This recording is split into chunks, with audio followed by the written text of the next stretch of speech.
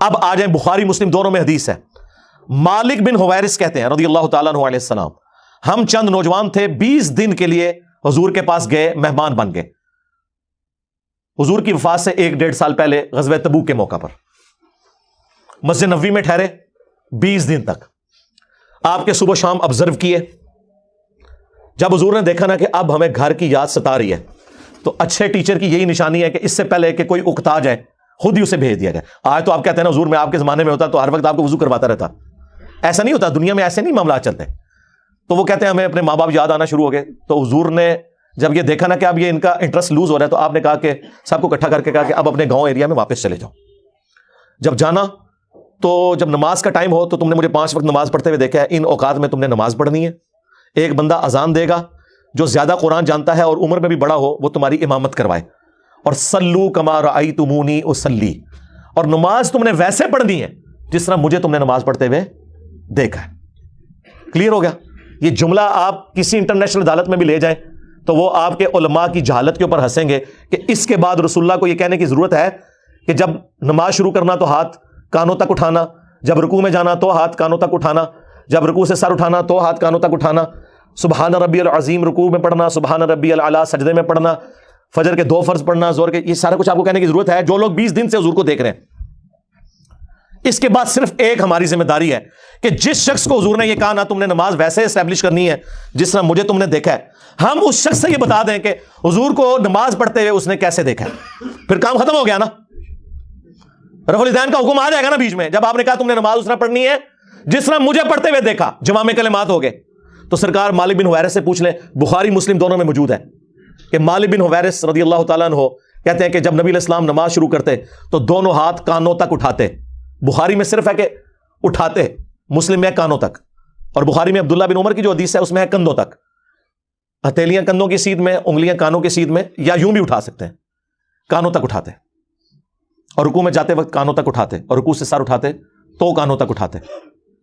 مالک بن Huwayrith خود نماز کا طریقہ سکھا رہے ہیں, بلکہ بخاری میں الفاظ ہیں وہ کہتے ہیں نماز کا میرا ارادہ نہیں تھا, میں تمہیں نماز سکھانے کے لیے بتا رہا ہوں کہ میں نے نبی علیہ السلام کو اس طرح نماز پڑھتے ہوئے دیکھا ہے رفع الیدین کے ساتھ. اور ایون بخاری میں جلسہ استراحت آیا ہے کہ مالک بن حویرث پہلی اور تیسری رکعت میں اس وقت تک نہیں کھڑے ہوتے تھے دوسری اور چوتھی رکعت کے لیے جب تک بیٹھ نہ جائیں دوسرا سجدہ کر کے بھی.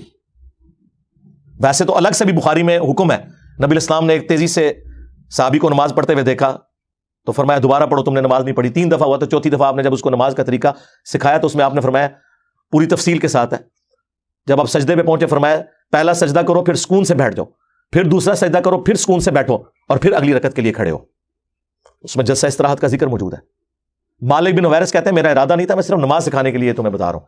اور مالک بن حویرث وہ ہیں جو حضور کی وفات سے 1-1.5 سال پہلے مسلمان ہوئے ہیں.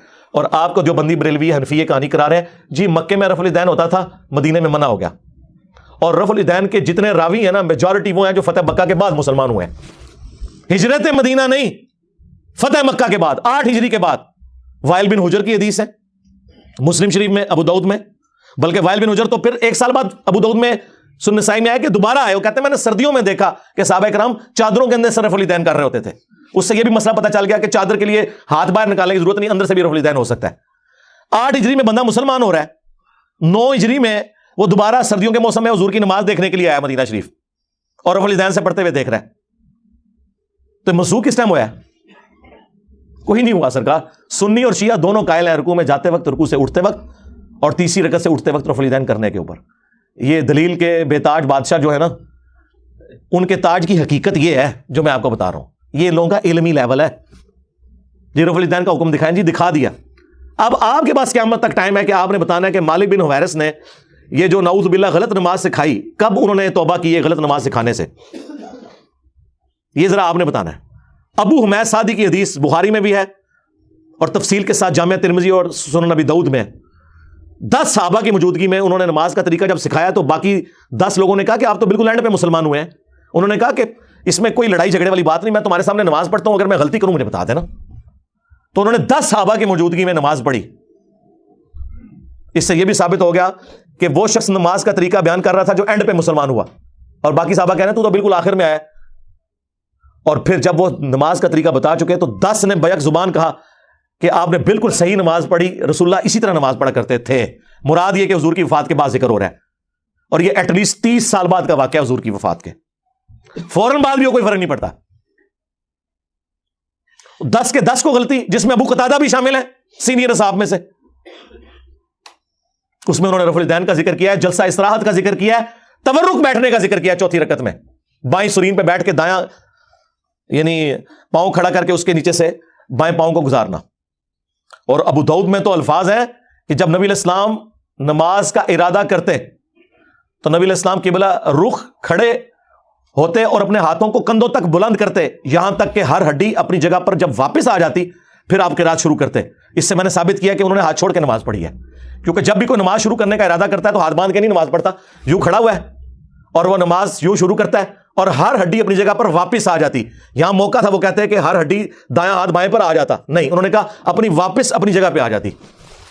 اس سے نبی علیہ السلام سے بھی ہاتھ چھوڑ کے نماز پڑھنا ثابت ہے۔ ویسے عبداللہ ابن زبیر کی الگ سے حدیث ہے المصنف ابن ابی شیبہ میں، باقاعدہ باب باندھا ہے امام ابن ابی شیبہ، امام بخاری مسلم کے استاد نے، کہ ان صحابہ اور تابعین کا بیان جو ہاتھ باندھ کے نماز پڑھتے تھے، جو ہاتھ چھوڑ کے۔ ہمارے نزدیک دونوں طریقے درست ہیں، ہاتھ باندھنا بھی ہاتھ چھوڑنا بھی۔ تو وہاں پہ پھر 11 صحابہ کی گواہی ہوگی، 10 وہ اور 11واں جو سکھا رہا تھا۔ تسی 11ویں سرکار نو مندے ہو، اسی 11 سرکاراں نو مننے ہاں، اور ساڈی سرکاراں ہو جو صحابہ نے جی رفع الیدین کا حکم دکھا دیا، جی دکھا دیا ہے، اور آپ رفع الیدین کا مذاق جو اڑاتے ہیں، اللہ سے ڈر جائیں۔ گھوڑوں کے دموں کے ساتھ اسے تشبیہ دیتے ہیں۔ کیا رسول اللہ پوری زندگی اس طریقے سے نماز پڑھتے رہے جس کو آپ نے بعد میں کہنا تھا یہ گھوڑوں کی دمیں ہیں؟ آپ خود سوچیں اگلن، کیونکہ میں نے تو ثابت کر دیا کہ حضور اپنی وفات سے 1 سال پہلے تک کر رہے ہیں۔ ویسے تو میں نے مسئلہ 70B میں ثابت کیا ہے کہ وفات تک، وہ کہتے ہیں وفات تک کا لفظ جی موجود ہے، جب حضور کی وفات کے بعد صحابہ کرام نماز کا طریقہ سکھا رہے ہیں تو وفات تک ہی ہوا نا۔